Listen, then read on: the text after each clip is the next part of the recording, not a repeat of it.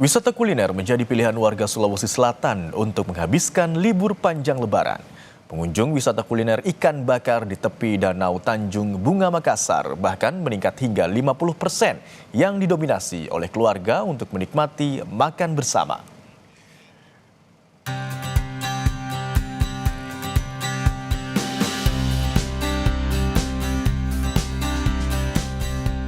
Kawasan wisata kuliner Danau Tanjung Bunga Makassar menyediakan olahan seafood dengan berbagai resep. Kawasan ini jadi destinasi wisata kuliner favorit warga Sulsel selama libur Lebaran. Menu ikan bakar parepe, ikan bakar bumbu rica, ikan goreng tepung, hingga ikan palu mara bisa Anda nikmati. Setiap harinya, pengunjung memanjiri puluhan warung yang berjajar di atas danau ini.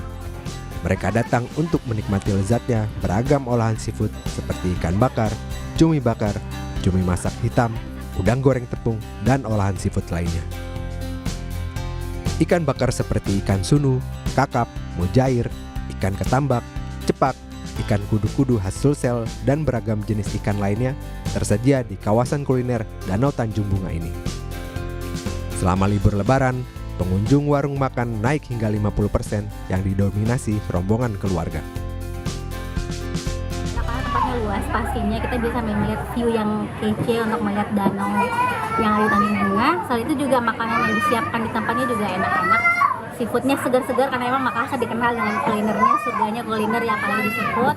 Terus harganya cukup terjangkau, dan kalau saya lebih senang sama ikan bakarnya yang ada bumbu parape, itu recommended sekali. Yang dipesan rata-rata apa, Ibu? Kebanyakan ikan bakar, palu mara, udang sama cumi. Selain kuliner lezat dengan harga terjangkau, lokasi yang berada di tengah kota ditambah pemandangan alam yang indah menjadi alasan warga menghabiskan libur panjang mereka di Danau Tanjung Bunga. Nila Rustam, Kompas TV Makassar, Sulawesi Selatan.